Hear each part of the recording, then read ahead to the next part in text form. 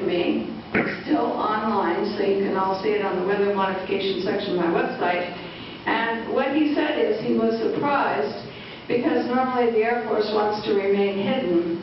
And instead, here they were blatantly putting up these contrails that persist. One contrail produced by one jet that persists can last up to 20 hours and cover 4,000 kilometers in man-made clouds and haze. This is trails from many jets, and they're turning the once blue sky we used to enjoy in many areas. Today we have blue sky here. There's a few jets, but we have mostly blue sky. But last week we were having jet contrail epidemic on our skies all over California and other areas of the United States. And so I have pictures and photographs of those and video. But this is what we're talking about, because when a trail is very thin, a very thin pencil line like you see up in the middle, and what happens is when you see it expand, they expand and expand into haze and different types of cloud formations. And I have many photographs over there on the posters demonstrating the different kinds of contrails, the different kinds of man-made clouds. We have black contrails. We have all kinds of different configurations.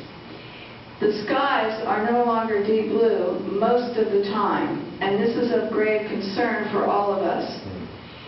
So I wanted you to see this photograph because many people are seeing this in England and Italy and around the world, most of the NATO countries, and the skies over us look like this a great deal of the time. And it irritates me, personally, because I like to see the deep blue skies, and I want to have a garden that grows, and I want to have healthy trees. And when you don't have enough photosynthesis and direct sunlight reaching your trees, they don't have the energy to grow strong and healthy. And these type of man-made clouds and trails are composed of water vapor. They act as a greenhouse gas. Because they are. They're a more powerful greenhouse gas than CO2. And the jet combustion, part of the combustion process on jet engines, is that they can produce water vapor and ice crystals. And what you're seeing in these plumes is water vapor. You're seeing jet fuel emissions, which are highly toxic and can lead, just the jet fuel emissions can lead to memory loss, according to the EPA. The report on subsonic jet fuel emissions you can look up. It's on my website, or if anyone needs extra information, they can contact me. But you have crop damage from jet fuel emissions. You have increasing asthma, respiratory problems, increasing hospital visits. So part of what you're seeing in the plumes is not just water vapor itself, which is a greenhouse gas. You're seeing also the jet fuel emissions, just like it would come out of the exhaust of your car, except it's not as visible as what you're seeing here.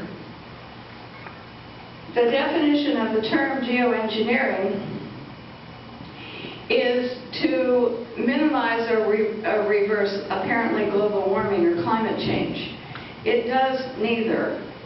What it does actually is mass greenhouse gases. And it puts particles and chemicals up like sulfur or aluminum oxide, dust clouds, into the atmosphere. The particles stay up for a certain period of time and then they come back to Earth. And then you have water pollution, air pollution, changes in soil pH. You have acid rains, which damage your trees and your crops. The implication of someone using our air, the air we breathe, and the atmosphere as a physics laboratory to introduce particles and chemicals into the atmosphere without our consent, knowledge, nothing. Now, geoengineering, there were 3 hearings. Most of you did not hear about them. The U.S. House Science and Technology Committee met in 2009 and twice in 2010. And they agreed to work with the UK Parliament on global geoengineering governance. That means they were going to set up the rules in which, without us, and the people, in which they were going to decide the rules to keep particles and chemicals into the atmosphere without our consent, or even knowledge, in perpetuity. Now, they say, well, we can't stop. Once we start, we can't stop. But the problem is, what is our air quality? What is going to become of us who are living in the experiment? What is going to happen to our animals, our crops, our oceans, our soils? So we have to start knowing that the hearings are real.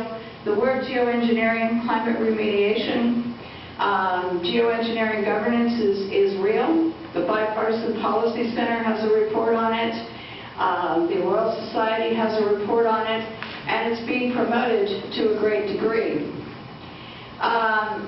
Climate engineering can be described as deliberate large-scale modification of the Earth's climate systems for the purposes of counteracting or mitigating climate change. And that's the U.S. House Science and Technology final report, which is available online. There's also a GAO report on this subject. The other thing that you have to know about global geoengineering governance is that there's all kinds of problems with it. And so what they want to do is they say, well, we have to experiment. We have to be ready to save the planet from global warming. We have to experiment.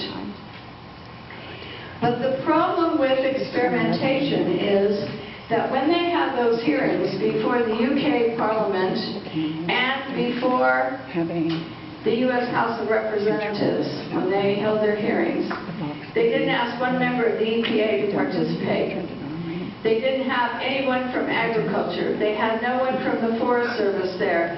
They only had one person who was a little bit negative about the idea, but all of the other speakers in there were those that were promoting this idea. And that was the same in the UK Parliament, and those that spoke in both all the hearings, whether it was the UK Parliament or our Science and Technology Committee hearings, were all promoters. It is risky, but we must do it. It has unintended consequences, but we must do it. The mantra is that we have to save ourselves from global warming. And we all say, well, CO2 is blamed for a massive amount of global warming. There's only one problem with this. According to Edward Teller and research out of Lawrence Livermore Laboratory, water vapor is the worst greenhouse gas, not CO2. He even puts it in the paper. You can read it. And it's available online. But what you want to note from that is that Edward Teller did not think that CO2 was the real problem. He said, well, we're really in a cooling period, and that water vapor, when mixed with CO2, or water vapor itself, would be a problem. So when you go down now and you start looking at Stanford University studies, you're going to look at aviation and the global atmosphere, another report. There are lots of different reports out which talk about the implications of aviation and the problems. Now, how did this all get started? Well, it got started back secretly. I went to a meeting at NASA Ames of geoengineers back in 2006. And David Keith and Ken Caldeira admitted at the time during this part of the public meeting, most of it was secret, that they had kept the word geoengineering secret for almost 30 years because they felt the public wasn't ready to accept it. We have the audio tape online so you can listen to them talking about this at the meeting. There's many unanswered questions about these issues. But the public is being excluded. They're almost like they're railroading us into it with scare tactics. But they never talk about water vapor. David Keith never talks about water vapor. No one talks about water vapor. And aviation-induced water vapor, now according to Stanford University studies, is responsible for, what would you imagine? The warming in Alaska and the Arctic. Aviation induced a great percentage of it.